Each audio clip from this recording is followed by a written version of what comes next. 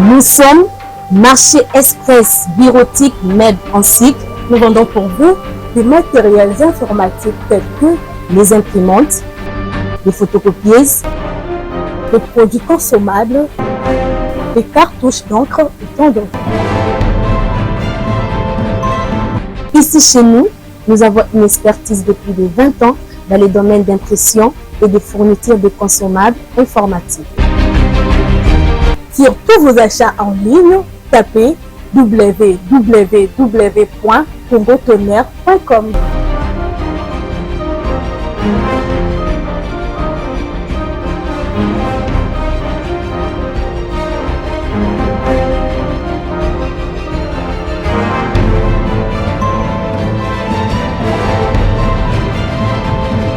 MEB, c'est vraiment un marché informatique. Commandez aujourd'hui, réceptionné dans 24 heures, stock disponible partout en République démocratique du Congo.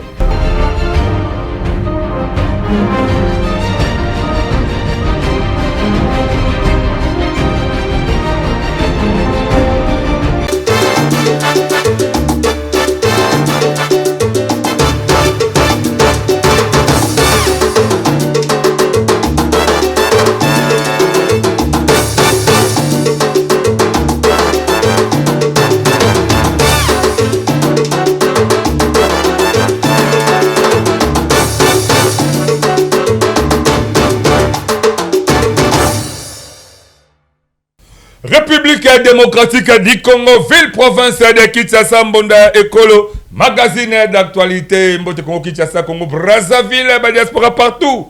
Confiance, la fidélité, pour Sarabiso, il y a des pour Sarabiso, tout ça, Bino, tout ça, effort, information, et à temps réel, comment est-ce que tu as la tournée mondiale de la province, il y a Kwango, la province, il y a Kwango, pour que tout même la réalité, eux, allez coller et s'il pète, tout ça, on continue encore. Tout le temps, le Congo mobimba parce que les Congolais en général, à travers Mbonda et Kolo, on a le bagage sur Mondezo Beta, il faut écartisa bibale bisobe bazamba bamboka pour que Congolais tout aussi azali azwa information mboka naï. Tout le temps, le prophète à Congo, bon la liba émission azali ko le kalabilo moko, ya na bisa bandeko. Bon avez temps, ya ko s'abonner massivement à la chaîne YouTube na biso Mbonda et Kolo officiel. Bon partager ma vidéo na biso. Parce que Congo est comme ton ngama be ko bonga magala ba Congolais. Trop de problèmes et ça Congo que le Congo est bon gâté. Le problème est banani, et ça politicien, parce que la base de problème de détruire Congo. Aussi ça sali en Zambé. Autre ça bango ah bah soit disant sali en Zambé belé, on est que politicien ba qui ne pas ba sali en Zambé pour que ça bango message ben ba sali en Zambé ne ba comment connaître pas politicien pour ba sali qui jalelo, ba mettre ba matolo, ba vivre aka. Ba qu'on détruire Congo. Nous devons penser que la génération qui a lobby, tant le lobby comme ça les alités. Donc si c'est bakela c'est ba université la Congo awa, mais misala les alités. Mais bango bana, bon si c'est bakela c'est puis la poto, bazo ko zora misala awa. Mais misala expertise ba zanili, ka ba détournement, ba vol, moka insécurité et comme partout même dans ba commune na biso zoli ko vanda. Ba province, on dit ko la grand bande de Mobimba. Province là est à travers développement mon côté, même dans l'Équateur. Mais combien d'acteurs politiques ont besoin de grand bande de nous si le fouet. Tu mets ta masola bolanda qui a montré mettre le masola là dans le plateau avec bande comme ça tu as makasi. Nazala mwana mboka Kizito ou azali bongo inspecteur général adjoint à Esile la Mouka, pe nazala mwana mboka Christian Mouka bazali analyste politique. Mais on va d'abord émission pour quelques minutes sinon mwana mboka ndeko Samuel Bouker ou azali aussi directeur général du magazine Tosembola, Ali Boko Bapazi Sango, parce que tu remets à ma solo des zones des Congo, il faut y aller, oh, Tony, Zoa télécommande on déco, quitte télécommande on a c'est, quitte vraiment la c'est, quitte on a c'est parce que mon débat qu'on met à Mangonga, oh. Tu remets à ma solo, Tali, ba remaniement, tu évites ce qui remaniement, ou va reconduire quelqu'un membre du gouvernement là. Pour finir, membre du gouvernement, Bazalango. Oh, chef d'État, fait série d'aller là, Kaye, Mokalobaike. À organiser qui tu veux comment est-ce que moi dans mboka otoyebi et berane à sa consultation pour que tout le gouvernement de l'Union nationale mais tu veux dire ce qui ça yango oyo ou bien le gouvernement sur la carte d'Andoto Baba subi na dia yango to moni na yebi ke bande ko bakota ba ko pesa ba réalité yango to beta ba sura oyo etali beaucoup plus ndenge ni camp de la patrie au moins mboka Martin Fayulu bakuta na Félix Sekedi to bité camp de la patrie on se yango to pengote to yebité mais to ba d'abord émission oyo na mona mboka de ko Samuel Bouka likambo o etali ba spoliation ko yiba ba terrain pe ba mapango ba da Congo a surtout beaucoup plus à Kinshasa et comme dans ba chose moko normal muta soba terrain depuis 1960 depuis 1960 muta soba terrain na e mais oyo mutu sa ko bima aboto la tobi to la problème il y a chef de division cadastre installé chef de division ya cadastre installé combo ya mwana mboka Masemba Basunga Isaac parce qu'on accusé aux spolier concession Manzanza eux Jili Brasserie concession Manzanza eux Jili Brasserie concession les ont appartenu la famille Fulani to yebité yo botami la 1960 aux la cadastre la 1960 aux ala ka wapi pour le spolier dans ton monde les réseaux sociaux. Donc on va dire faut pas parce que tout le monde dit ma spoliation et qui a tout on te benga ki mwana mboka ndeko Samuel Bouka to tina ke pe akende kuna to bi azaradia mutatamu la katro la cadre d'investigation puis ça sur la réalité mwana mboka Samuel Bouka boye malamu kati ya mbonda ekolo magazine d'actualité actuellement population pe congolais partout azula ndongo avec impact na idéologie.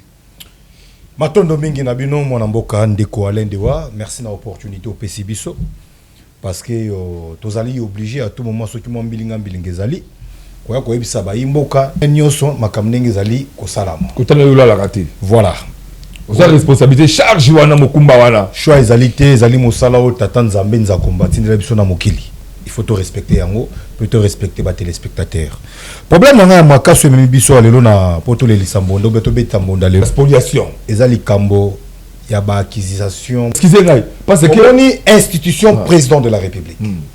La présidence là c'est une institution où il faut respecter parce que c'est chef de l'État n'est pas notre ami. Manipulé, il y a aucun délicolo, il y a Kanyaka, où il y a salir comme chef de l'État.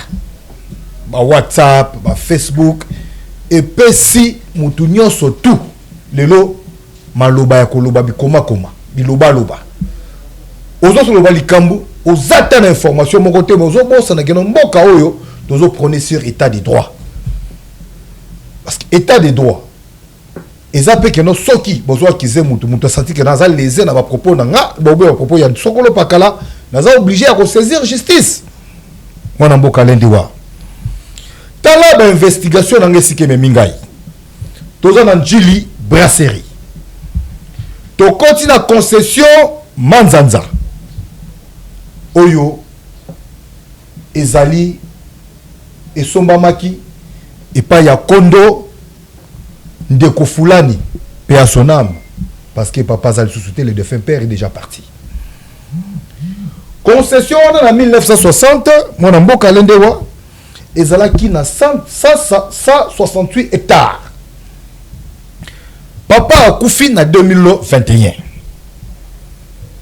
bao batikalaki balobi ote ekomi na 271 hectares toko tuna Moué tango kufi atika na 160 hectares. Moué aski la 2021 bino boyote 270. Bon tout dans la spoliation ça va passer dossier auto kolobaka. Est-ce que na document c'est ça parce que d'habitude ayo côté la mutute. Voilà. Donc comme journaliste d'investigation. Voilà. Na ba document oyo vérifier. Investigation document il y a d'origine. Même Haïti na ministère il y a affaires foncières. À l'époque il y a maman Acacia. Tango ouais. Nakia kokuta dossier on a messa ya maman. Alors dit non.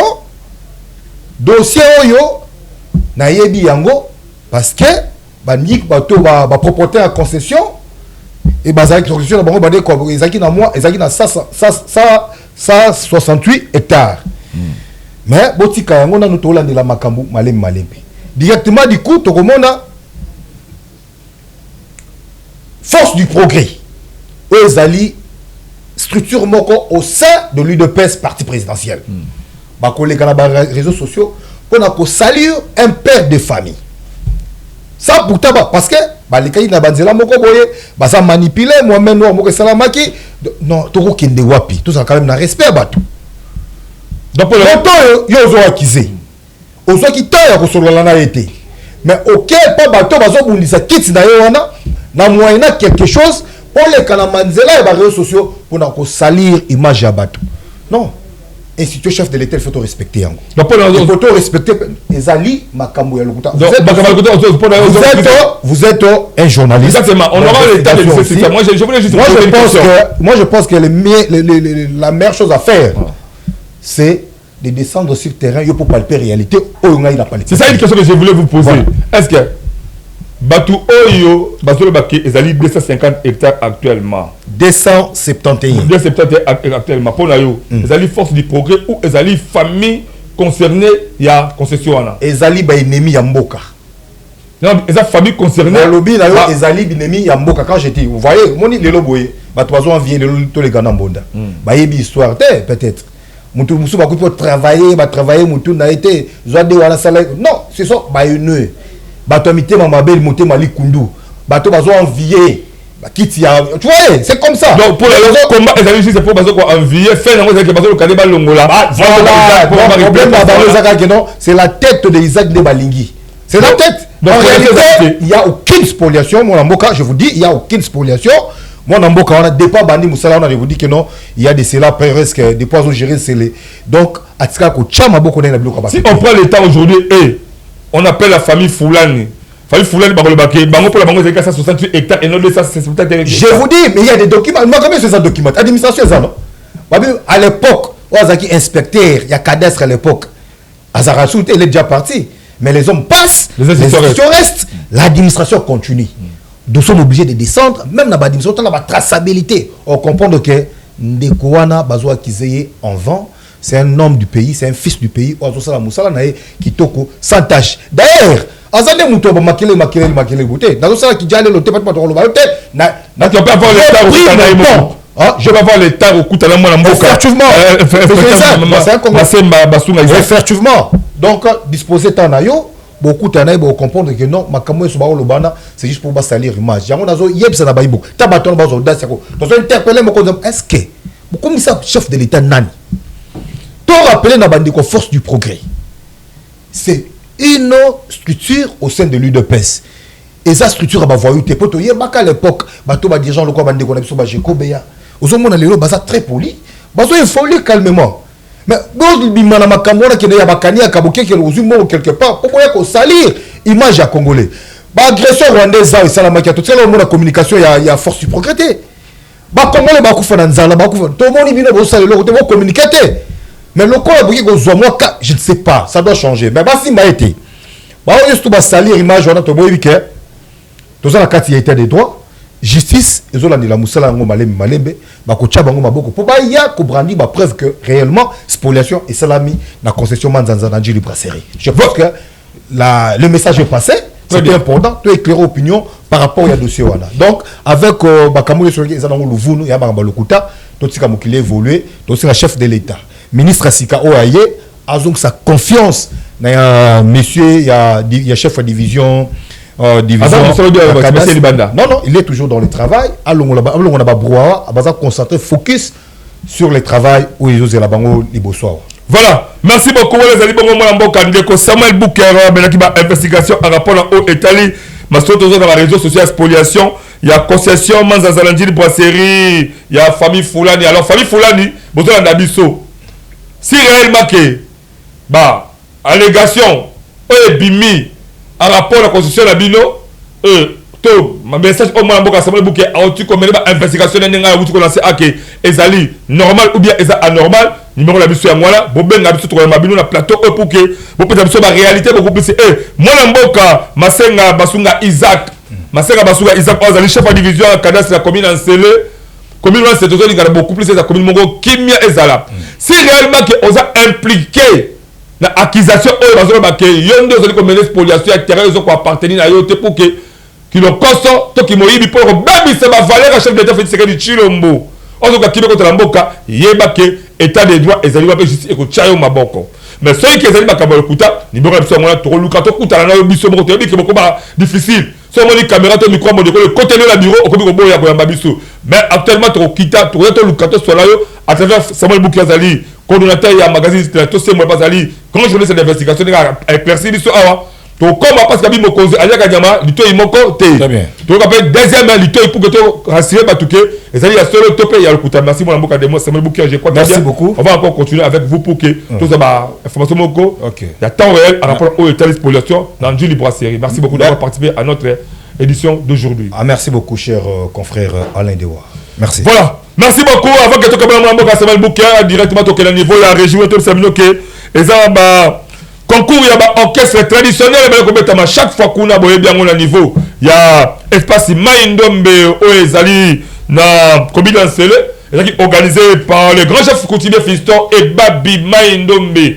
Alors ça dit concours on a dénommé bon pour que pour ça morali ya ba de ba teke ba umbu eza vraiment à la eza vraiment na hauteur to s'appelle ma 4 parce que bané depuis kala peut comme il faut la phase finale et c'est que 4 orchestres eux qu'on presté actuellement ezali bongo Bozebo Manu Mukuru, Antibis la Oloni Yara. Donc, quand orchestre qui trouve ma bango au courant semaine pour ça vraiment que Mukoya vendredi à samedi en tout cas bah de la biso bah teke bah ubobo za la ebele la espace Maïndombe de manière que celle wala est bouca dans la population que celle wala est vraiment ça eux qu'on a motivé chaleur les amarres pour que bah de bah que final bah sentir réellement que bozaki derrière bango to que Mukoya vendredi et bongo prestation ya Oloni Yara libéral na Manu Mukuru pe samedi et qu'on a bongo bon bango ba la troisième et quatrième. Alors première deuxième les abongo Antibis na Bozebo ba remettre samedi pe dimanche les abongo remise ya ba trophée sauf que le programme est changé mais au courant semaine autre koyamba ba leader koyamba coordonnateur il y a un concours religieux et un concours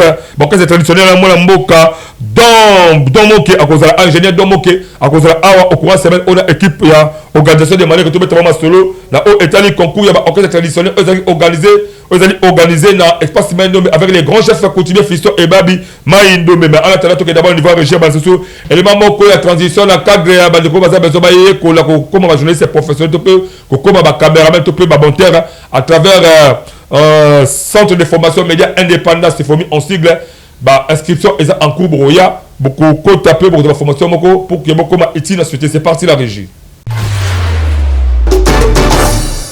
Voulez-vous apprendre et devenir journaliste? Les centres de formation médias indépendants procèdent au recrutement des nouveaux candidats pour une nouvelle session. Que vous soyez diplômé d'État, homme de Dieu, docteur ou que vous soyez, les centres de formation médias indépendants met à votre disposition les filières ci-après. Les journalistes, la prise de vue, le montage vidéo. N'hésitez pas de nous rejoindre car ici, la formation se donne avec les professionnels des médias. Chez nous, c'est de l'expérience et du professionnalisme. Nous sommes les centres de formation médias indépendants. Pour tout contact, appelez-nous au +243 83 053 97 27 ou au +243 89 81 81 097. Je répète, au +243 83 053 97 27 ou au +243 89 81 81 097. De retour sur ce plateau exceptionnel, Monda Écolo, magazine d'actualité, deuxième partie de notre émission. Tomi Bongo, Bandekomi Balibazana plateau A, Maître Kizito Zali, inspecteur général adjoint. Il y a Essidé la Moukapé, Namona Mboka, Christian Moukaba, analyste politique, Oyebi Bango Boyi Bango depuis Kalapas, qui est le tout bêta masotobi que Mbonda. Modezo bêta. Vous êtes recommandé de quitter, on a ce tikalaga Bongo Gandon Zali, on a passé que. Les autres qui sabi balé bisobe bazamba to sol masolo et il y a remaniement soi-disant remaniement et au salema na gouvernement soumis nous des côté sikato moi la boka Kizito maître Kizito moko la inspection générale moko inspection générale ya essayé la muka Nicolas Beleboni santé oui santé za malamu ndeko Alain na sepeli ndenge bo ya mbibiso na profiter na micro na yo na pesimbote na ba téléspectateur ya Mbonda Ekolo bisika nyonso bazwami na République démocratique du Congo. Na lingina nona rappelé eloko moko le président élu Martin Fayulu akendaki kosenga pouvoir te epai ya ndeko Tshisekedi.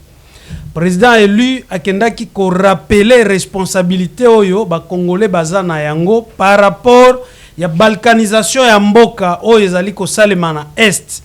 Akendaki ko rappeler que akoki ko supporter te étant moko ya école ya fait papa Etienne Tshisekedi wa Mulumba akendai ko rappeler que bango babundeli démocratie na mboka oyo, bango babundeli intégrité territoriale na unité nationale, cohésion nationale, mboka ekoki kokende na maboko ya banguna te sous le pouvoir ya Ndeko Félix Tshisekedi na sous l'opposition imposée na résistance ya Ndeko Martin Fayulu. Voilà, ezali juste rappel.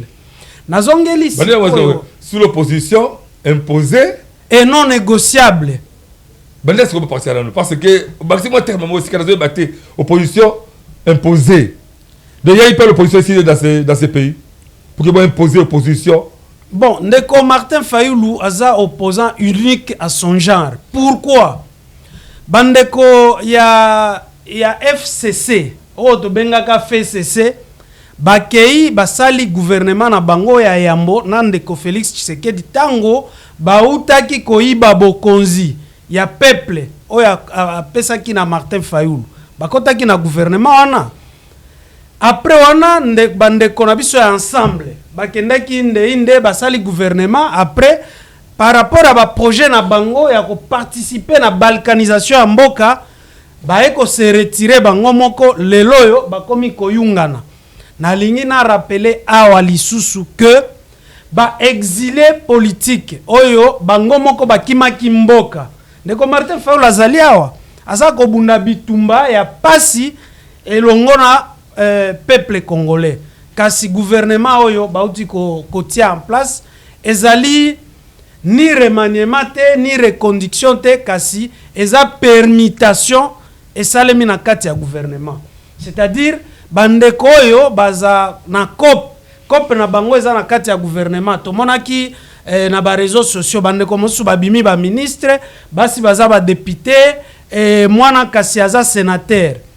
Toyeko bakisa dose ya sika na kati ya gouvernement ezali lokola réunion ya famille eza permutation. Toyebi ndeko ministre ya communication ndeko Muyaya azali mwana kasi ya muzito abengisi bo père na ye, c'est-à-dire que ezali lisanga ya banganga, lisanga ya ba égoïste po nani ndeko Eberand asala ki effort a consulter batu tango asisi ko consulter batu bakanisa ki ba osala gouvernement ya union nationale, mais biso la muka eside tozalaki na ambition na te. Vous avez consulté?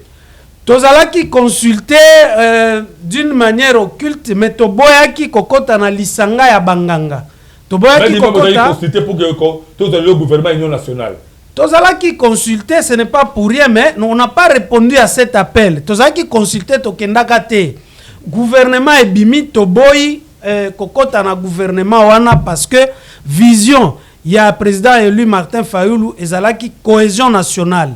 Kosangisa bana mboka autour d'un dialogue par rapport à batoyo bazana idée ko combattre, ko stopper balkanisation en mboka na biso et na ko renforcer ko participer na renforcement, n'est-ce pas, ya autorité de l'État na étendue ya territoire. Et loko tokendela ki yango wana kasi gouvernement eza ko intéressé bisote, malheureusement permutation et salemi et talaki bisote po toyebaki na kopesa mbela na mutu nyonso ya eside la muka ya kolinga kokota na gouvernement oyo tokolongola ye na kati ya parti tokotia ye hors d'état de nuit. Est-ce que le chef de l'État est un garant de la nation? Parce que même les qui tendu vers la muka pour que vous puissiez attaquer 2-3 membres ba côté la kati ya navire wana pour que tout le monde tout changer quand même image à Congo. Wana ezali secret d'état na koki ko bimisango na télévision te kasi bomonaki c'est le président élu Martin Fayulu nda zwaki initiative ya kokende ko rappeler responsabilité ya dialogue oyo ezalaki appelé na basangu ya SCC na Senko akenda ko rappeler que balkanisation ezopusana biso tokoki kondima te eloko wana salema na règne nayo en tant que fils biologique ya feu Etienne Tshisekedi wa Mulumba oyo azalaka opposant ya solo Tamboka oyo. Très bien. Voilà, merci beaucoup Azali ba propos ya mwana mboka maître Kizito Azali inspecteur général adjoint ya SID Lamuka à rapport au Italie gouvernement soumis à des absences, il y a la mouka la catégorie, pourquoi vous vu quand même, éclaircissement, mon top a analysé Malobanae, on a vraiment exposé, Yemoko a bimisa Malobanae, exposé Malobanae par la Bible de Robo, ça analyse, parce que pas mon amour Christian Moukaba, même si, Congolais, est solo, et ça, quand tout le monde a alors, quand tout le monde a Jean-Pierre Bemba, F. Bazaïba, Guilwando, même le ministre il y a communication, moi, comme l'année, Mouyaya, la tête comme on passe que le ministre, gouvernement, même si comme on est basé vrai Congolais, c'est que Congolais pirate au Tikali Oyo, au dossier de l'université. Tout ça, apport monté, madame, pour que le chef de l'État a un bénéfice qui a moyen d'organiser et qui passe pour permettre les Congolais à la satisfaire. Est-ce que profil y a battu le gouvernement là? Et il faut pas qu'on reflète les alliés pour que le Congo lobby est meilleur. Dans la caméra, pour que le Congolais pendant 5 minutes en rapport au gouvernement soumis à lui. Merci pour l'invitation d'abord. On a participé Maître Kizito. Non, maintenant ça va. Moni, tu y a pas nayo, tu le bagi dernièrement que rien ne marche sur le plan économique. Na la ginzala, y a un moni na zoko kakolobate parce que l'économie est bafouée. Nous avons dit ici que le ministre de l'économie, le professeur Daniel Moukoko Samba, il ne mérite pas d'être là. Bazong ici. Ça fait Congolais ko le kabiso. Tu ça la commentaire mingite. Tu sais que batunaye ba menasa kinga na immeuble à gouvernement. Ba ebisinga yo pesa ba carton rouge. Au monite que Daniel Moukoko Samba zongi pour ezali cop na biso. Yeba que Daniel Moukoko Samba za ne Congo logo la maman souminwa ezali cop na biso. Bon, tout ça la commentaire te population doit responsabilité nao. Le chef de l'État a zongi Daniel Moukoko Samba. Chef de l'État, il n'y a pas de responsabilité. Moi, je suis de l'Union sacrée. Mais pour la nation, nous devons réfléchir pour nous aider des pays. Avant qu'on compte en profondeur, je voulais féliciter quelqu'un. Il y a des gens, au Bazali, qui ont aidé le chef de l'État. Ils ont un député Moko, Eli Awenga, Kounana Sidkivu, honorable Trésor Moutiki. Mwenga, Trésor Moutiki. Il est en train de se battre malgré la population n'a une atrocité. Malgré la population, ils ont des problèmes ébélés, mais l'honorable Trésor Moutiki a tiki bangote. Et heureusement, Bissope na Kinshasa, aujourd'hui, tout le monde dit que l'honorable Trésor Moutiki, l'Utala, a eu sous quoi apporter apport et pas le chef de l'État, dans ma camotali gratuité de l'enseignement, au tout le monde a payé plus de 700 enfants, Babilamba ya Klassi, Bakaye, Nabasaki, félicitations, honorable Trésor Moutiki. Je ne suis pas de son obédience, mais il faut pas aller auprès des chefs de l'État pour que accompagner le chef de l'État. Moi, mon solo a déjà. Il y a ceux qui battent peut-être mandataire, dans le gouvernement, sur la responsabilité à la chose publique. Moi, mon solo je pense à respecter le reste public comme se doit. Bon, gouvernement, ça fait très mal. Ça fait très mal parce que nous, en tant qu'union sacrée, nous avons espéré tant de choses. Bon, le chef de l'État a choisi. Le chef d'État a nommé dans le gouvernement plus de 3 célibataires. Je ne sais pas si nous comprenons, si la population nous comprend. Plus de 3 célibataires. Oh, bah, une chose publique. Bah, une gestion de la chose publique. 3 célibataires. Pourquoi? Parce que de familles politiques qui envoient les noms de leurs frères, de leurs sœurs autour, il y a chef de l'État. Parce que le chef de l'État, en tant que garant un bon fonctionnement des institutions, à compte dans la vie privée à Moutouté, à Ebate, au Bala, au Bota, au Salanini, ceux qui va présenter, Toyebi, Neneni, Makamu Yambo Kanabiso, dans nos Salamaka. Mais le mal est quoi? Le mal est quoi? Aujourd'hui, ce sont de mêmes personnes. Oh, bah, mis échec dans le gouvernement soumis noir. Hein? Bah, il y a un gouvernement soumis noir. Et quand on est quoi lobby, bango etali bango te babandé cause la Union nationale. Écoutez, Maître Kizito, le président de la République peut organiser dialogue parce que quand vous parlez de l'Union nationale, selon Martin Fayulu, cohésion nationale plutôt, ou gouvernement de l'Union nationale, ça ne dérange pas. Selon Martin Fayulu, il faut aller. Nationale, le gouvernement d'Union nationale, les abilos commis balé. Ok, j'avance. Voilà, cohésion nationale, selon vous, le président de la République doit organiser dialogue. Mendeko, le mandat du chef de l'État est Zanan Nebandeli. nous avons de peine. 7 ans. Écoutez, 8 ans. non, il n'y a que 2 ans.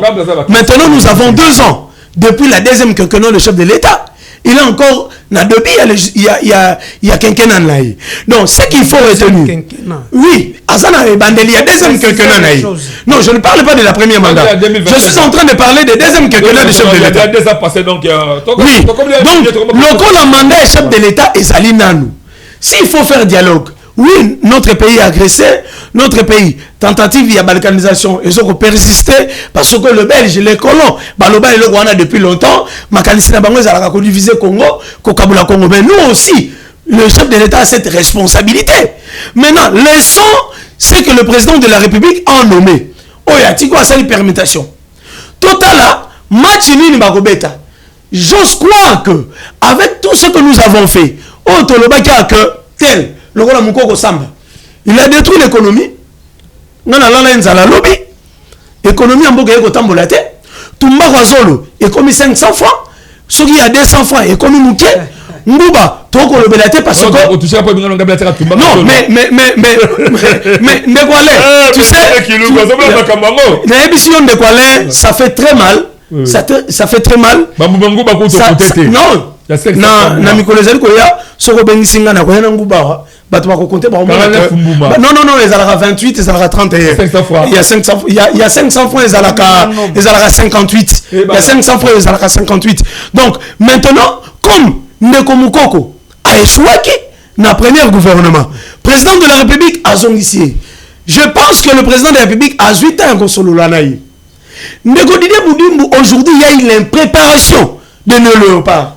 Léopard est poli na conscience na bango parce que championnat na biso ebeta maralisu te championnat et katana ba joueur na biso baza équipé te ba joueur na biso sokola lata ba varezo nyonso mona ba joueur ba olata comment na sokola lata ça signifie alati asilisi match à Sokoli alati li super le ministre Boudimbu oyaye ko sala na étapage ya mbongo à l'état oyaye ko sala tourisme ya mbongo à l'état est-ce que tout le monde qui dans le logo il y a Varese RDC ba comme RDC au cœur de l'Afrique batikal ko mona yango to tikal ko mona yango te na Varese na biso moko mais to bimisi ba million to ko pesa na mboka ba paya na ba club ba mindele tout ça c'est parce que pour pour l'entraînement mususu pour un match officiel nous surtout on ezali ko sala que président de la République a reçu na mokambi ya ekolo na ye mais bato il faut ba yeba la responsabilité de l'État,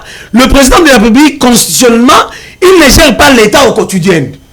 Avec la séparation des pouvoirs, lui, il est première institution, Maman Soumou n'a pas Azali institution. Donc, c'est madame la première ministre qui gère au quotidien fonctionnement de l'État. Lokola, madame Soumou a kokokate, bisoto ebisi chef de l'État, gouvernement oyo, il faut chef de l'État Azala sauveur. Pourquoi chef de l'État Azala sévère? Ce que chef de l'État Azali sévère, Azali déterminé, na volonté Azali nango parce que qu'on tobo sanate, ce que Azalaki montomosu soit Azalaki président du pays, nabiso moko ngo Cameroun. Parce que Félix Tshisekedi, mon affaire, Azali na volonté, ya ko sangisa ba Congolais. Vous parlez de Martin Fayulu est venu en raison parce que les élections, les élections c'est la CENI qui organise les élections. Makambo et le cas ne revient plus jamais. Le président de la République a été élu avec plus de 70% pour ses deuxième mandats. Parce que la population a vite compris na Félix Tshisekedi ba volonté au Azali nango. Na uti ko lobela makambo ya gratuité de l'enseignement, il faut pas to tchakaka. Au centre, le chef de l'État, l'accusation, Yamamabe, Oyo, et le cas crise, même au sein de l'FRDC, même crise au sein de l'Union sacrée. Mais ces gens-là de l'Union sacrée, tous ces caïmans de l'Union sacrée, je peux vous donner l'exemple. Comment la province Yakuilou, depuis que le chef de l'État est là, dans le territoire Yamasimanimba, tout le monde a été nommé. Didier Mazenga, ami fidèle, je ne sais pas quels sont de cultes que Didier Mazenga a fait, Poitikara toujours auprès du chef de l'État. Kinke Moulumba, il est toujours la PCA, na RVA. Tout le monde a dit Nana Manouanina, ministre près du président de la République. Tout le monde a dit Antoinette Kipoulou, toujours ils sont là. Mais au sein de Massimanimba, il y a des gens qui réalisent les actions vraies. Il y a des gens qui travaillent réellement pour nous apporter apport na bango. Il y a des gens qui travaillent vraiment. Et ça n'a pas tout oyo. Et ça n'a pas. Et ça va tout on va sur le terrain, va travailler convenablement. Mais formation là bango ils ont pas chef de l'état. Oui. On va ça la boussalate, parce que influence beaucoup plus c'est pas chef de l'état. Non mais on a encore le balcon Kama Simanimba. Là je vois mon ancien patron du parti, le sénateur Mabaya Jean Philbert. Il est en train de travailler, c'est parmi les gens des grands bandoudu. Na lobby bien. Na grand bandoudu pour na yoka lobby mamba ya Kwango.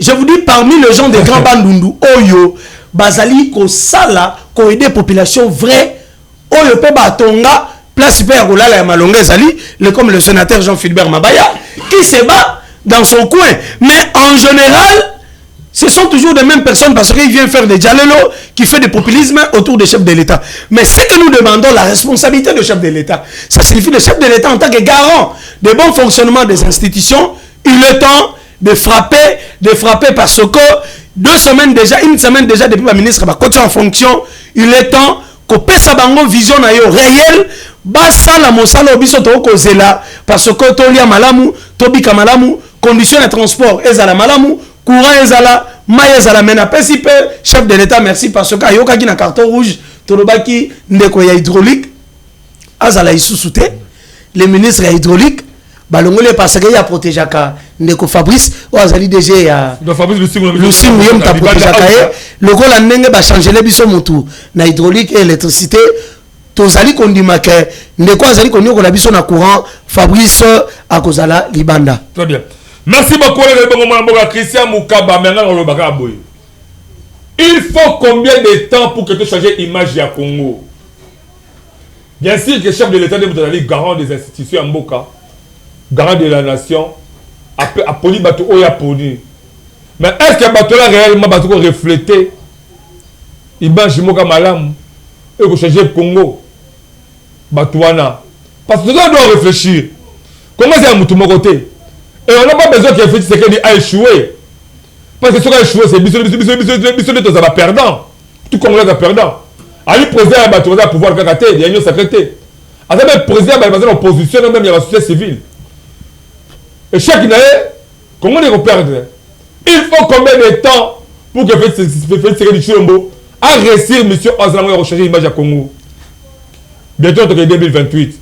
Mais le Bénin fait salement. Vous lui pouvez faire salement. Parce que c'est la constitution. À moins que ma capture salement, comment on va reporter, mais c'est la constitution 2028, elle fait salement. Et derrière 2028, année où déjà préparatif à 2027 déjà. Mais il faut combien de temps pour que l'image à Congo ait changé? Même si c'est ça, Autobi, même gouverner Daniel Bumba. Donc, on va se prochainement. En tout cas, tu es là. Qui c'est ça, salité, qui c'est ça, bon, sortant. Maintenant, on passe à la Béni, il y a. Actuellement, ce qui est là, c'est là. Ceux qui 1000 personnes, 10 000 personnes au CP là. On dit professeur Kwango. Et j'ai trouvé à Kwango. L'idée est belle, Autobi à Kwango, Yandre Kimbuta, Papa Christophe Mboso, c'est belé sénateur et patience aujourd'hui de Sukawata honorable pas tout ça mais na kuti kaka mogi moko la katia professeur Kwango professeur Kwango mogi ka moko et voyage aujourd'hui de Sukawata popo kabaka atokeli bango université c'est ça non tu me graba nous to généraliser sur graba de Bobimba. Papa Bisso a neuf mouzito. Au sein de gouvernement, au sein du premier ministre. Le moment où on a le gouvernement. Mais le mois idiot qui quitte pas comme un idiot fa. On a mis au Salanini. Papa a neuf mouzito. Singapour le Kibino Keiti Katanga. Pour chaque courant, aux influences du premier ministre. Au Salanini na Katia, Grabandou a neuf mouzito. Tant de colère autour de Bobo Kagel autour de mon gouvernement sur il y a Popo Kayadini c'est comme ça il a cassé il y a Kali Bamadani il y a Bukangalozo tant l'université to yikuni na maniema alors faut vous réfléchir là nous connaissons au Sarate le Kabobo ni o bosanaka au Sarakate au gouvernement population tombe bana Gabon va couper confiance papa la gars qui se donne pas na yo dans pays des droits toto comme on a récemment décidé la Muka tourner la Congo central. Tout éviter mission de Zagini. Les campagnes ont passé ma capacité. Et nous avons réalisé sur ce réseau sur le qui est besoin de gang au Bah, Bengali Bino, la police, a BBC même, ma capture, est-ce que l'État congolais a informé la descente de Bino? Parce est-ce que l'État congolais a été pour ça? Ma capture, mais le pays des droits, démocratie, Oyoto, Sengaka, il ne peut pas les lacs pour qu'il y ait juste Kabila Kabang. Tant d'autres démocratie, on le Oyo. On a dit que ça, ni pour ni contre, tant la caméra. Bon, et si ils ont d'abord parti à ma valeur. Donc, qui que ça la manifestation, tu sens que l'autorité à Mboka bazala informé. Tu saisir administrateur et à territoire, na gouverneur que manifestation est au Salema, on a sensibilisation. Il y a ban Mboka, tout le monde qui le secrétaire général le plus compétent. Le plus compétent de Vos Kitoko Moulenda, Azali professeur à l'université. Joseph Kabila pas professeur à l'université. Le professeur. Bon, Bakeseni po ye atangi sarape kuna na Mbanzangungu mboka oyo baboya ki kaya sala. Joseph Kabila a l'Afrique du Sud, différence est liée. Bon, l'Afrique du Sud est un pays anglophone, RDC est un dominé en français de langue. Comment? Tozo kende asali na tourner na Kwilu atamboli bamboka mobimba ya Kwilu to mona kinenge full et yaki koyamba message ya président élu pona une cohésion nationale ba yaki koyamba tina ya dialogue ndenge ni ba kosola makamba mboka pona ko stopper balkanisation tolingi to sala tourner na Congo central. Il fallait na cadre kaka cohésion nationale. Cohésion nationale na dialogue initiative SCC 5 denge tokoko vanda na mesa na batu oyo bazana esprit ya ko bousculer ya ko pousser hein ya ko barrer route na balkanisation baya to sangana sika moko pona cohésion nationale pour que projet wana ya munguna ya ko balkanize mboka esimbate to lingaki to kende Mbanzangungu seke banza Matadi to komi na Kisantu ba ebisi biso que mais administrateur de territoire oyo azali collaborateur ya M23 wana eyebani kasi bazali kotika ye administrateur territoire ya Mbanzangungu azali collaborateur ya M23 bilo le pese comme M23 oh bien ça réellement collaborateur parce que makambo azali ko sala ezali couverture biso toke kolakisa peuple danger oyo mboka ezo courir autorité à l'état eza bafoué na ba rebelle ya M23 oyo administrateur azo sala na compte na bango mboka ezoko kende na maboka banguna tobundi pona mboka ezala ndenge ezali lelo parce que autorité à l'état ezate administrateur wana atindi batunae bae bapanzi babeni babafle bapanzi podium kasi population et résister bakendaki te batikali wana ti na ngonga oyo mwana mboka de Vos Kitoko ayaki kopesa meeting na ye c'est qui informé avant que bon ça c'est parce que tout ça beaucoup moins démocratie pays moins droit avant que vous ça action mo be faut de informer l'état nauti koloba awa papa lobby awa bande kona biso baza mpanzi ya IDPS baza ko fustiger gestion ya ba manifestation publique et puis manifestation publique eza couverte na mobeko likunzi ou bien constitution ya mboka il faut avoir aussi autorisation ezali na ko brandir yo yango na plateau na hote parce que etikalaki na exécutif na biso ya Mbanzangungu akokiko balancer yango na réseaux sociaux batu nyonso bakomona yango kasi eloko akokamwa ezali ndeko administrateur à territoire azako se comporter azako étouffer message ya paix azako étouffer message ya cohésion nationale oyo ko permettre que to vanda bisika moko to bengana munguna mboka na biso ezala balkaniser te kasi ba violer la démocratie o bazoko accompagner lisusu comme d'habitude et biso toko baisser maboko te secrétaire général azali na musala toko circuler na mboka mobimba pona message ya cohésion nationale pona message et yako benga na monguna ezala bien capté na population na biso. Voilà, avant la seconde question pour la déco question mukaba, on a d'abord le livre Jikuna boye bake ndeko oya biso aussi mwana mboka Alice Lingende a aussi créé structure moko la combo ya intérêt général pour la République. Bato ça sa déclaration moko bazaki batebeli ba mama la bazaki ebeli pembeni na la déclaration oyo asaki par rapport au intérêt général ya République pour la République mwana mboka Benjamin Kilunga zaki témoin événement pour la recouvrir la compte ya Mondeko le magasin d'actualité. C'est parti la régie. Nous les notables, fils et filles de la Tchangou, réunis au sein de la structure dénommée Intérêt général pour la République, en sigle IGR, soutenons à 100% la vision du chef de l'État Félix-Antoine Tshisekedi Tshilombo. Focalisé sur le social du peuple congolais en vue de matérialiser le slogan « Le peuple d'abord », tel que prescrit par l'Union sacrée de la nation. En effet, le district de la Tchangou, depuis le fait maréchal Mobutu, a toujours été réputé comme étant un district de l'opposition. C'est pourquoi, pendant les élections de 2019 et 2023, la population de la Tchangou a jeté son dévolu sur vous à 80% parce que vous étiez un candidat de l'opposition.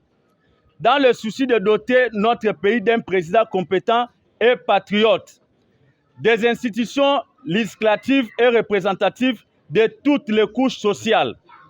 Or, dans la composition des gouvernements Soumino 1 et Soumino 2, vous n'avez pas tenu compte de la géopolitique pour la ville-province de Kinshasa. Pour preuve, celle des districts de Lukunga, Funa et Moamba ont des représentants, mais le district de la Tchangou est complètement écarté dans la gestion du pays. Durant vos 2 mandats à la tête de la magistrature suprême. C'est pourquoi, en vertu des qualités de père de la nation et de le souci de maintenir la paix et la cohésion sociale dans la ville-province de Kinshasa, nous vous demandons de rétablir l'équilibre géopolitique lors de la nomination des mandataires publics, en vue de réparer cette injustice dont est victime le district de la Tchangou. Que vive la République démocratique du Congo, que vive le district de la Tchangou. Je vous remercie. De retour sur ce plateau exceptionnel, toujours continuer complètement solo par rapport à l'Italie. Ndengeli Congo et Sengeli et Tamboussama, je ne sais pas le cas de Kizito, mais la carte il y a un message au Bozanango, au bout de ça va tourner. Message important au essayer la mouka à zobombe la peuple congolais parce que les gens comme un bon maté. Message ni Bozanango la carte d'amino avant que la personne de mouka ba micro. Message ya essayer la mouka ezali kaka c'est moko. D'abord tozoluka Congo ezala ekolo moko. Tozoluka cohésion nationale. Pona ko bengana munguna biso nyonso elongo to bengani munguna to stopper hémorragie ya balkanisation o ezali koya à grande vitesse. Tozali ko prôner dialogue o ko permettre lisanga ya basango ya SECO 5 SCC to vanda na bisika moko pona ko lutter contre balkanisation, pona ko renforcer unité nationale na cohésion ya peuple congolais. Voilà. Kasi permettez na sala kaka rappel. Bandeko bazo sala manœuvre ya ko organiser dialogue wana bandeko ebele ba congolais baza ko lela lelo ndenge mwana mboka Félix Tshisekedi atenaki compte aspiration ya peuple te. Bana IDPS ba combattant ba tunyonso ya IDPS oyo bazali écarté na pouvoir oyo ya bango. Bazo ko fistiger que bato ebele bakoti na gouvernement, bato ebele bakoti na ba institution, bazali ba membre ya lisanga église moko. Pourtant état congolais eza état laïque. Baza ko fistiger ndenge babundi pona mboka. Na kotanga église tendeko Alain eyebani na bato nyonso. Na lingi ko sala pe publicité ya église ya te parce que état congolais eza laïque. Baza ko fistiger ndenge bato baza na kati ya ba institution batindi bana na bango na kati ya gouvernement babosani bato oyo babunda pona babisanga masanga politique wana bandakala ba congolais nyonso siko ba bilenge ba fustige ba lobby tango ba non après il est presque fustige est-ce que ba congolais ba congolais tango recrutement na armée batiaka ba publicité na ba télévision ba nini kasi tango ya ko recruter na kati ya gouvernement ou bien na ba institution ya mboka ba kombo ekomi koleka na se ya Mukongo. Mwana mboka maître Kizito voilà yango le sala ke bino boba no kota na kati ya avion o epumbuki ya sumino ale tant botika ni ko ya kala mingi te c'est quoi ya kala c'est comment ça la azwa vie à venir bien alors ndeko la na pas na yo na lobby kota lelo oyo mboka za kokufa na uta tourner muni na professeur Kwango donc les gens comme le parce que la tambo na graba nous la professeur Kwango d'abord la kuti bravo d'abord na c'est la chef de l'état. C'est comme si le message mingi batamala bazo sala les comme la haute chef de l'état. C'est comme si le message tobe mi sala mingi batamala bazo sala comme la haute. Et ça ba bisusu baza ba valeur moko te ba province na bango. Baza ba valeur moko te ba province na bango mais le baza zinga na yo pour la kopesa yo ba message que soit disant bazo sala makamala bazo sala les aliti. Makamala bazo sala te. Soki oyoki okitisi micro na bino chef de l'état balabala et que balabala et lobby o comprendre que mingi balo ko ba ke zamba sa tikaye kala balabala ezolo ba déjà papa zamba sa tikaye kala balabala ko présenter bato ba ya za bango besoin mais bato ba zakata ba institution mbokati na quel professeur Kwango la tali professeur Nyokola Kwango morgi moko réalisé par l'honorable député national Jonathan Bialosuka Wato va voter l'honorable député national à Kinshasa, la Tchangu, puis un député provincial, la Kwango, dans la deux provinces va voter. Bravo. Bravo parce que, et ça, amour. La tali université à Tongi, le Popo Kabaka. La tali hôtel à Tongi, la Kati à Kenge. Même aux États-Unis, même Indele Baye, c'est ça que tu as besoin de bon développement. Le monde de Kolanga, tout le monde il y a Moutoumou, Soukounou, la Kati à Kouilou. Mais Batouana, misa ba sala zo komela bilote boko zamboka mais on va commencer à zinga na yo bazo kosa kwa mbrie yo ndeko la ngai il faut combien de temps pour te changer image à Congo pe profil le chef de l'état azwa moto parce que azanga ngate akoye baté moto azama moto mabe il faut combien de temps so buta koti pour que Congo ait un changement. Et il faut profiler sur le temps qu'on a actuellement pour qu'il y ait dans une visite de la Chesika automatiquement et dans une semaine déjà, on a déjà changement. Parce que tu passes Dominica Bilongiwala, j'ai perdu Bemba.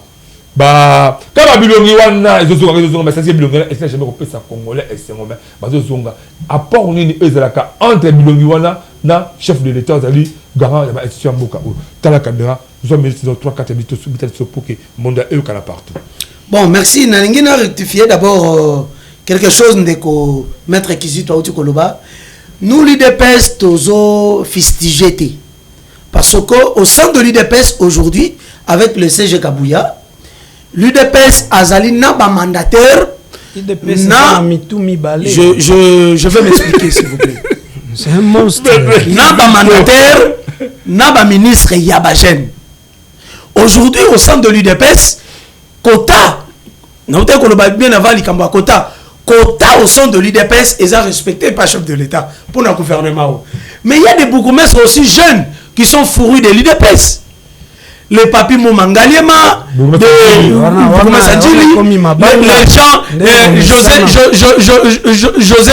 Joseph Chikou de Massina, même Ndekonanga Franck Mo. Les gens qui travaillent, ils sont de jeunes. Mais nous, l'UDPS, que le chef de l'État a vu battre l'église Moko.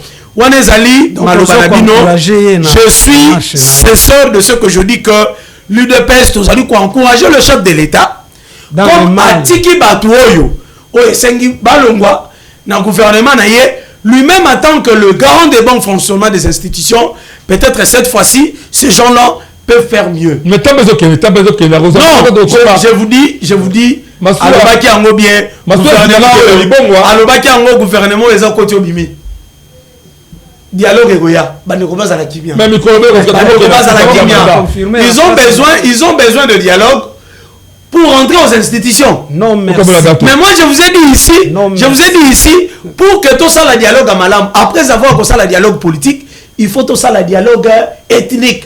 Parce que, cause majeure, il y a guerre, il y a agression, il y a agression congolais.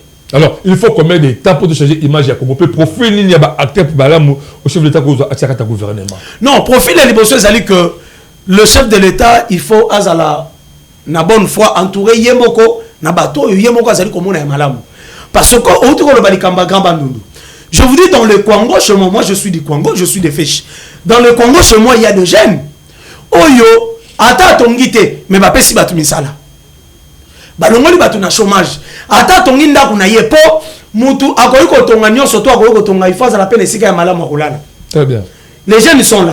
Mais ici aussi à Kinshasa, même au sein de d'autres partis politiques, même dans l'église, il y a des gens qui ont même la chef de l'État, à part Yamounene, Makambo Kitoko. Mais ce qui est grave est que nos partis politiques ne nous aident pas. C'est pour cela la différence, il y a Bakota Wana, ceux qui ont talipé, Mobeko Lukundi et Kolo la responsabilité. La Constitution a une lourde responsabilité pour la Premier ministre, pour la ministre. La Constitution peut avoir une responsabilité. Parce que le président de la République a nommé Nyon surtout il y a été. Oh, il y a des partis politiques, il faut bâtir des représentants la Bango parce que c'est constitutionnel. Les partis politiques malades, non, les partis politiques, on va député la Bango. Pour être constitutionnel. Mais maintenant, la responsabilité devient aussi, n'a pas besoin de parti politique, il faut un responsable de parti politique, des fois, la famille. Imaginez, lui, son problème, c'est sa famille. Le problème, c'est les Bahati problème na eza famille na ye. Bahati problème na yo état lié té. Ya donc bakaka na minute na gouvernement mwana na koti. Na Sénat. Bilo oboza ba parti politique yango. Est-ce que vous comprenez que vous avez ba vague là ko ba ke vous avez marche pied ba tout le monde vous comprenez? Non, écoutez, ndeko dewa. Biso to ça la politique. Ça me fait mal. Ça fait mal. To eko ça la politique pour nous apporter. Tolobi que notre apporter apport na biso pour que ba makambo changer. On a dit que il y a des jeunes oyo province naie territoire n'est occupé par ya ba ennemi. Mais azali jeune o lem susu azwaka déjà moins $1 million naie. Pour un entrepreneur. Azwaka moins $1 million naie pour na mamba salaka. Pour na musala naie salaka. Mais aujourd'hui bato abongo ceux qui a côté au sein de l'institution. Je ne pense pas à quoi d'abord on a dit Kambu, Yakaniaka. A cause de l'éthique, il dit que nga d'abord on a soit mbongo, on a mbongo ba ko futanga, on a bandé ko sala kala, ko pesa, ko sunga bana, ko sunga ba famille, ko aider population. Il y a moins ka, ko aider bango, mais maintenant mbongo l'état ko futanga na bando ko sala bango mbongo nanga etika le pona ko respecter la race publique. Mais ces gens-là, ils ont aussi des problèmes parce que eux ba o sala bateau bazali tout autour des chefs de l'État. Bah même un message à soloté. Bah même que non, telle personne a travaillé malam pour nayo, telle personne a travaillé malam pour la nation. Le problème aussi c'est ça. Les gens ont toujours dit que Bissot a travaillé pour la chef de l'État. Jaëlo. Mais bazobo sana au lieu de travailler pour la République parce que la République nous appartient.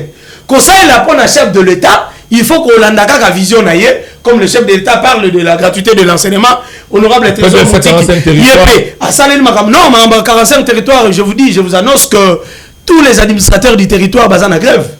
Pourquoi? Parce qu'au ministère de l'Intérieur, Chakben Chabal. Oui. Annoncé grève na bango le pas administrateur à territoire parce que ba mon solo na bangote. Pendant combien de temps? Pendant au moins une année ou 2 ans et quelques comme ça. Donc bateau bazan à niveau intérieur, ils ne pensent pas na territorial. Mais maintenant, qu'est-ce que nous devons faire? Même il va de quoi décider. Alors même le si nous allons en dialogue, même Martin Fayou arrive, sur un côté système il va marcher sur ce système. Non. Je vous dis. Mais il est temps. Il est temps, nous avons fait plus de 65 ans.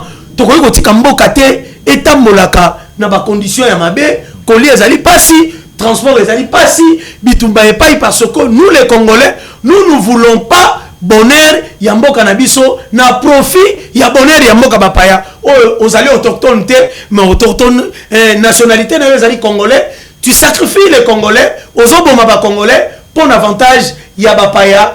C'est pour cela nous rappelons au chef de l'État que il est temps il y a kobeta na mesa pour na ministre oyo attendre 100 jours na bango soko moni ça ne va pas tia bango à l'écart pour que et permettre biso tozwa ela insika après 65e anniversaire de biso indépendance. Très bien, merci beaucoup mon mboka Christian Mukaba azali analyste politique azali moko ya parti au pouvoir ya IDPSP na mon mboka maître Kizito tozana comme inspecteur général adjoint ya décidé la Mukama va passer payer de kolanga maloba ndika boto ke niveau régie tolanda élément moko ezali couvert par mon mboka Benjamin Kilunga boyebake tournoi ya judo ezoteko salama le niveau ya Kingaba kuna tournoi comme tournoi ba ezali dénommé challenge maître Bero tournoi ya judo esamaki kuna na terrain waya na cadre toujours ya challenge maître Bero azali ancien budoka ya ba judoka to kata Kingabo alors ezaki initiative mo kitoko ya président Soda Mobutu azali moko ya action masse ya République démocratique du Congo en tout cas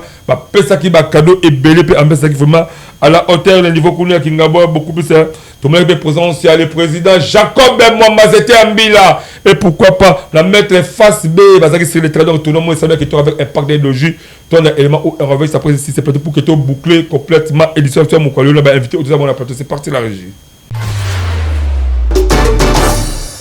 Je pense que moi j'ai toujours dit vaut mieux la fin d'une chose que son commencement.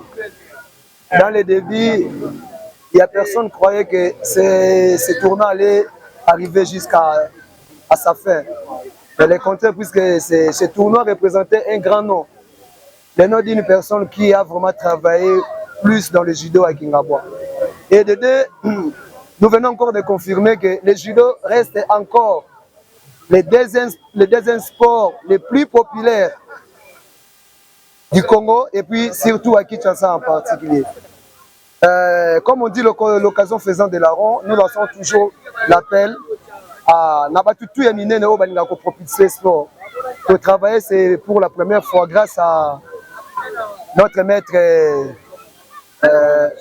Soda Mobutu. À reconnaître quand même parmi de légendes, parmi des grands, il y a eu maître Bero, accompagné de maître Tedis Babiba, faire valoir Komboana. Maître Momo, Maurice Galenga, Okomo Babenga Ngai, Naza, président de l'association Judo Limité Kingabwa. Donc, président de la club Nyon sur les origines à Kingabwa. Bon, l'impression est tellement bonne, les impressions sont tellement bonnes. Nous avons commencé vraiment avec une paix fatable de nos pétroles en Souka et qui est bien, ça s'est bien déroulé par rapport toujours à l'organisation.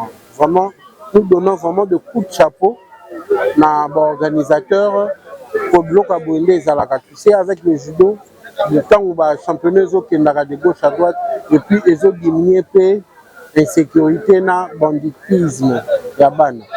Donc c'est ça parmi mes premières impressions. Ce qu'il y a des questions, on est là et à répondre. Merci beaucoup. Merci beaucoup à l'organisation de judo. Merci à maître Bero. Merci à maître Soda Mobutu, maître Vasbe pour l'organisation et l'équipe de la quartier Nangai. Ils ont honneur à quartier. Merci beaucoup, journaliste. L'initiative est là qui pendant les vacances, tout le monde partout va s'organiser, le championnat salami à tournoi. Alors c'est, à mon avis, pourquoi pas Kingaba peut tout salami. Alors on a une initiative, on a comme un grand frère, un grand frère, président Nangai, Soda Mobutu, président Action Masse de la République démocratique du Congo. À mon avis, tout sololi. Les APCP pour orientation et puis nous avons organisé le soutien vraiment, il y a des surtout on va soutenir de loin ou de près Béro dans l'ombre Bazali après si bon tout merci surtout na ba sportif ni auto Kingabo webi Kingabo kenda ndenge moko ya moi bien té a tournoi ya judo ya sport ya nini si la bien té mais bien grand, surtout à la maman. Donc, on a prière, et la première édition, on a faire Donc, nous avons vraiment la concentration. Le Tiomoni Ata et l'Oro Morote sans incident, donc, et l'homme est salamité et Zanzambe. Pour.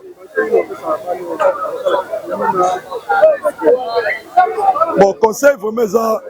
En tout cas, les jeunes hommes, surtout les leaders d'opinion, il faut encadrer jeunesse. Encadrer jeunesse, tant net. Tout ça pendant 3 jours. Donc, tout ça du matin au soir. Nous avons un terre à Kendeboé. Nous avons une journée mobile. Donc, si nous sommes occupés, les jeunes, alors ça, la question est diminuée.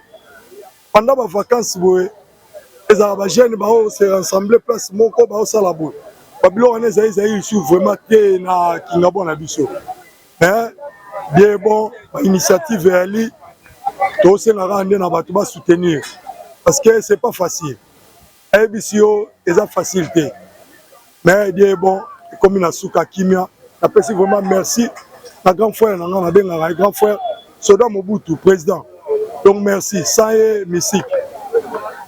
Ça est vraiment mystique. Compétition, je te dis qu'il y a un grand maître Béo.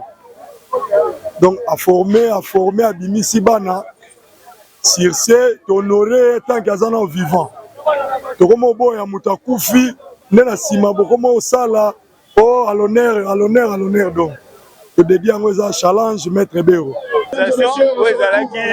Challenge Maître Béro, organisé par le président Soda Mobutu pour l'avancement du judo au Congo. Nous sommes dans l'initiative Baboy. Nansi Bomoni judo vacances na Marti, tu comme on a su challenge Maître Béro et ça libère ma casse. En tant que vice-président fédération na équipe place judo zo buna mes photos ça. On a pousser balé qui ba na ba ke liboso judo judoka. Merci beaucoup na ba judoka tout va participer, merci na bancadrer na musala kitoko boende judo ko avancer. Le biso nyoso ba judoka toza la sima ya président Nico on a soutenir judo et kende liboso. Merci beaucoup. Merci beaucoup to sepeli omoni ezala rande boye. Biso toza ba kache ngana ali vice-président de la Fédération congolaise ya catch. Premier nangaya na zali na directeur technique ya Fédération congolaise ya catch.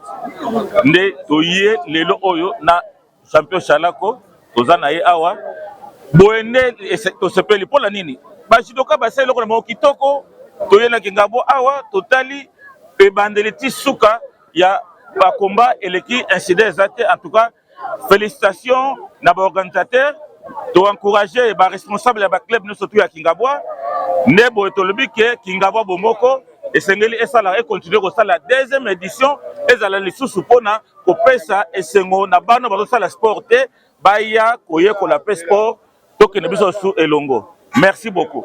Net to bito sala be phénomène ma casse net be kulu les amours trop net ya kito te ya pe jeunesse population que kulu les hommes be to expliquer bango sport important c'est sport parce que la judo lobi na ba ko international ya mona makanisi na vanda que nazali éducateur ya masse nazali maître ya ba maître bele ba yokanga ndemo mona organiser challenge grand maître Béro première édition et l'équipe très bien ma coffre bétamité kulu le monene ate batutu esengo na suka pana basu ba remise na félicité maître Soda Mobutu en tout cas yende pena initiateur la idée oyo mais ezala mbala suka te qui d'accord annoncer que donc ça combat vedette donc le maître Soda Mobutu telemi biso meto za pemé na ye donc to batama le to chama boko de façon to tombo la judo to bomba makuluna to chabo lingo na quartier pas le ndenge sili ba mettre ba yambani ba judo ba yambani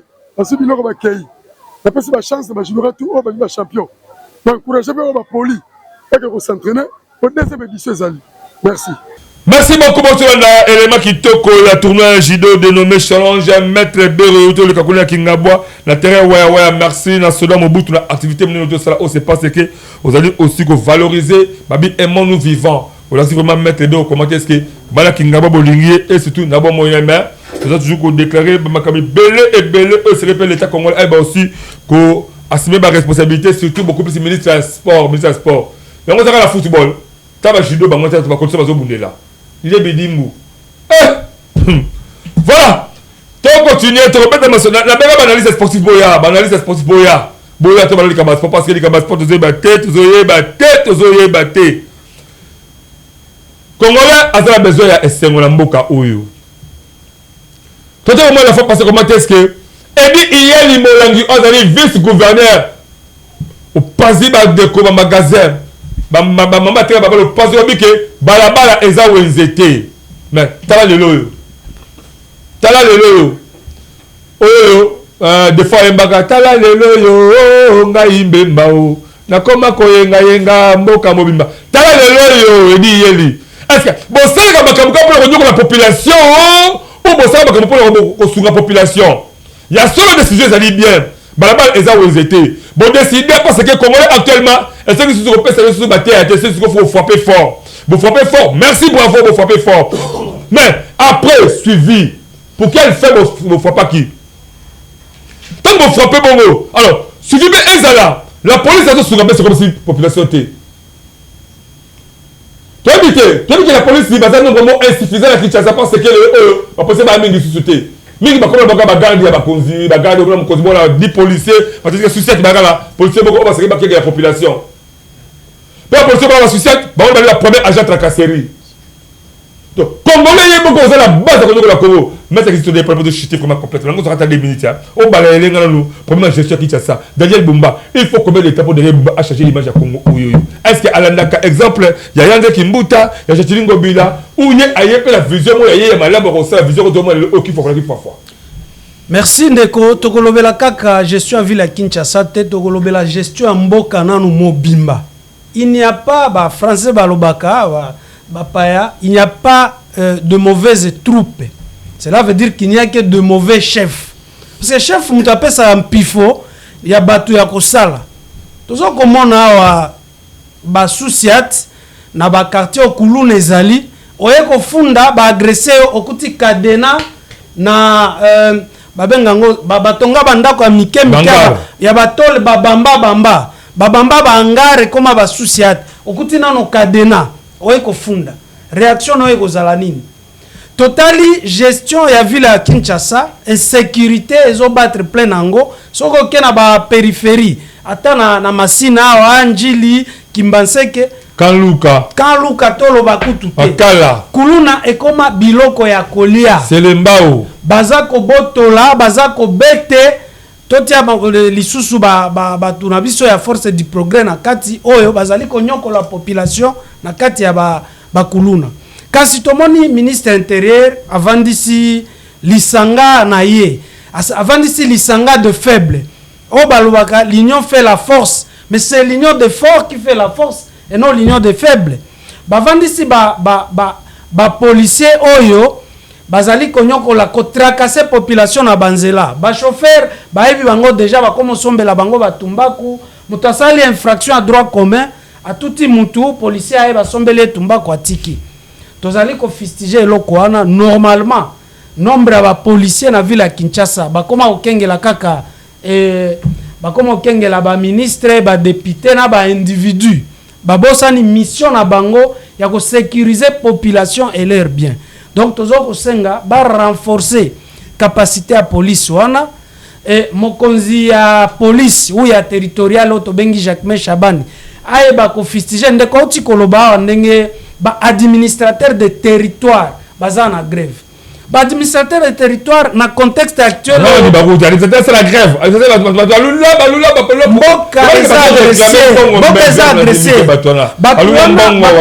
vivre na rançon batwana ba comme ko vivre na bantaba na masango bazali ko kabela bango obomi mutu parti adverse ba pesio sac ya masango au classé dossier ba comme ko se substituer na bazuzi ko kata kama kamona ndenge elongo banité. Donc, sécurité na mboka eza vraiment bafoué. Il faut repenser le système. Et moi, je crois que bato bazana levier ko repenser le système sécuritaire, économique et politique ya mboka eza bande koloko la ba président élu Martin Fayulu Madidi. Merci beaucoup. Tu comprends na souka avant de ko un côté lelo oyo. Kinshasa, mboko ya yo, capitale ya yo. Parce qu'il y a un miroir, il y a la République démocratique du Congo. Côté la gouvernance, il y a Kinshasa. Ministre intérieur, ce qui est na Kingabe, ce qui a fait la kuna des premières bases, il y a Bakuluna. Parce que bon, Bakuluna, c'est qu'il y a Zalaka. Daniel Bumba gouverneur Kinshasa OK la quartier na kuna mabuluka la porte ndako si avant Dakar. Tout on a ce côté habité il faut combien de temps est-ce que ni vraiment garder de Mbazo ça la carte Kinshasa ou miroir oyo ba pasoli yango qui nous a espéré encore ou tout l'espoir. Non mais au moni tolobaki que Ndeko Bumba ndenge azali ndenge pe makambo eko tambola. Aza ndenge nini? Ndenge tambola ka malembe ndenge pe makambo eko tambola malembe. Ndeko Bumba c'est parmi ba médiocre gouverneur il y a ville province à Kinshasa. Même maman Zouzou Ambombo, elle n'a jamais travaillé. Vous pensez quoi? Maître, qu'est-ce que vous pensez? Vous pensez qu'on laisse une république même si on est même famille politique avec quelqu'un qui ne travaille pas? Non, écoutez papa, il était aux élections, a gagné l'élection à Bimi. Vous pensez que non, si la République est à Malamouté, non, nous avons cette responsabilité parce que nous avons notre responsabilité aussi. Nous avons aussi notre responsabilité en tant que citoyens d'apporter. Si réellement nos députés provinciaux, ils sont conscients, Daniel Bouba ne pouvait pas faire toute une année comme ça. Il n'y a rien ne marche. La ville est sale. Vous parlez de la rétrocession. Rétrocession aujourd'hui, la commune est souffrir. Oui, mais que beaucoup de gens surtout ils ont travaillé dans l'effort personnel. Ils ont travaillé dans l'effort personnel. Boum, c'est le mot où ils mettent même pas. Pourquoi? Parce que le gouverneur a tiki bango. Alors, ils sont occupés. Et le ministre de l'Intérieur a eu un renforcement de l'autorité de l'État maintenant. C'est que le ministre de l'Intérieur, Jacques Ménichavy, devait faire tant que il y a liboso. Et c'est nga vandi sabango, après sabango makaniso azali kopesa. Que voici vous le bourgmestre pouvoir on a bino ezali boy.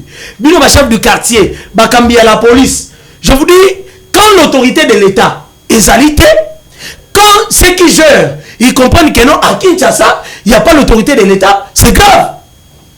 Je vous dis c'est grave. Quand le VPM de l'Intérieur, c'est lui de la... Il y a des champions, maître et territorial. À comprendre que non, il n'y a pas l'autorité de l'État dans la ville province de Kinshasa. C'est grave. Et sur le que non, l'incompétence, il y a un VPM. Et là, on a le pouvoir de sanctionner le gouverneur. Et là, on a les Anglais à sanctionner le gouverneur. Et là, on a les Anglais à sanctionner beaucoup de gens qui travailler.